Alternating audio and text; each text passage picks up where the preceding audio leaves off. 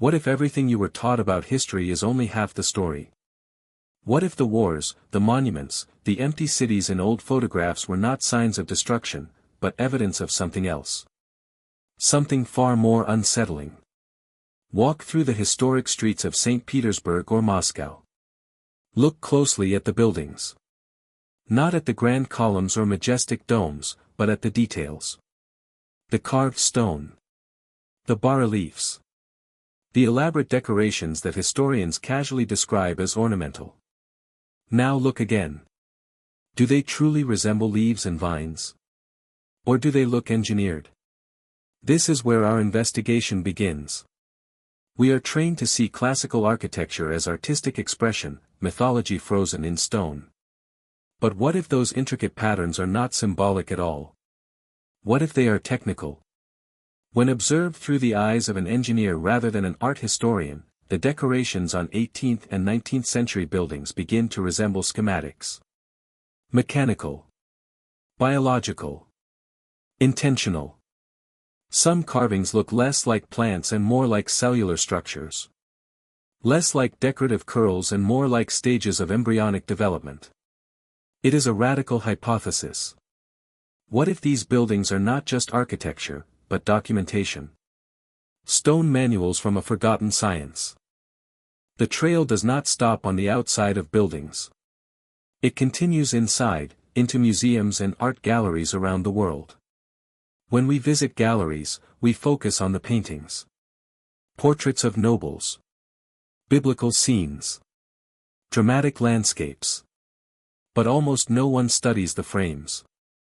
Look closely at the ornate wooden frames surrounding ancient paintings. What are we really seeing?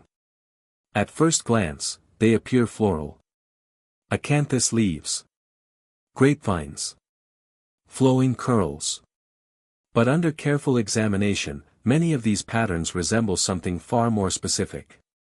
They resemble embryology diagrams. Stages of cell division. Developing forms. Shapes that look disturbingly like embryos frozen in time. Not random decoration, but sequential progression.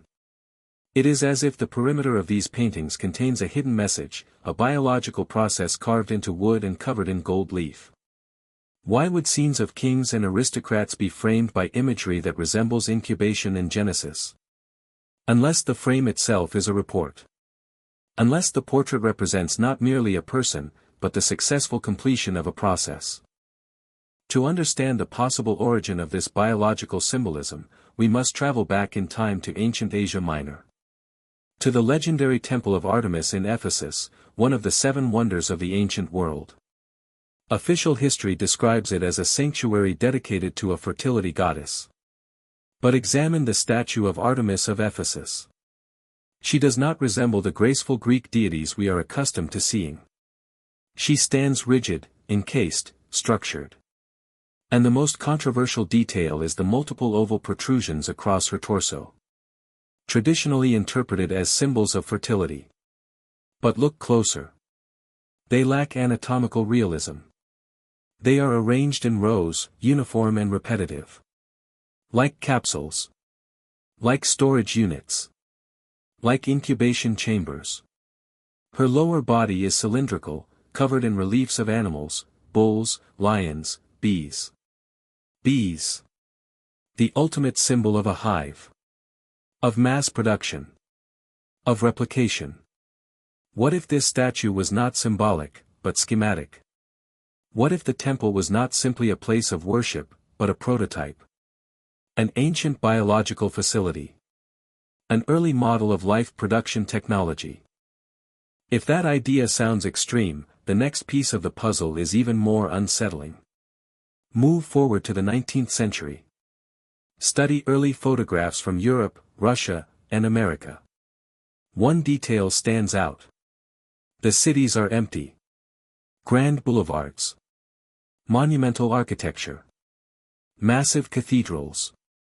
Government buildings. But where are the people? Who built these enormous structures? And why do the earliest photographs often show them nearly deserted? Then suddenly, history records a demographic anomaly. In the mid-1800s, the world experienced an explosion of orphans. In the United States, orphan trains transported thousands of children across the country. Europe opened massive foundling hospitals resembling industrial facilities. Millions of children. Where did they come from? Why do archival photographs show groups of children dressed identically, standing in rows like manufactured units?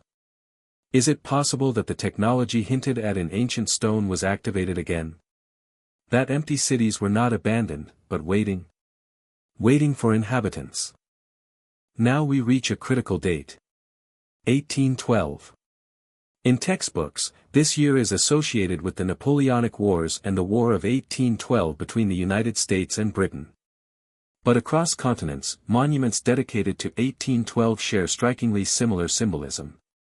In Baltimore stands a battle monument crowned by a female figure wearing a mural crown, a jagged, multi-tiered headdress. Look at its shape. Compare it to the headdress of Artemis of Ephesus. The resemblance is unsettling. In Moscow, triumphal arches commemorating 1812 display another strange motif, empty armor. Not soldiers. Just the shells. Hollow body casings, anatomically detailed, but vacant. Historians interpret them as symbols of defeated enemies. But what if they represent something else? A body without a soul. A mold waiting to be filled. Across different nations, supposedly enemies, we see unified symbolism connected to the same year. Could 1812 have marked not merely a war, but a reset? A relaunch of civilization? According to this theory, wars were not causes of devastation, but cover stories. The early 19th century may have been a planetary reboot. Cities existed. Infrastructure existed. But the population needed restoration. The Temple of Artemis may have been an ancient prototype. The 19th century, its industrial upgrade. The empty armor on monuments. Production molds. The mural crowns. Logos of the system. The identical orphans. New settlers. A generation without memory of what came before. This interpretation forces a terrifying question. Are we the heirs of ancient civilizations, or their replacements? If architecture predates the people, if symbols encode biological processes, if monuments mark activation dates rather than victories, then perhaps the last 2 centuries of history are not a continuation, but an adaptation program. A narrative given to newly integrated inhabitants to explain who they are, and to prevent them from asking where they truly came from. Look around your own city. The walls may be speaking. And we may only now be learning how to read them. If this exploration intrigued you, subscribe for more investigations into hidden history and forgotten mysteries. Because this may only be the beginning.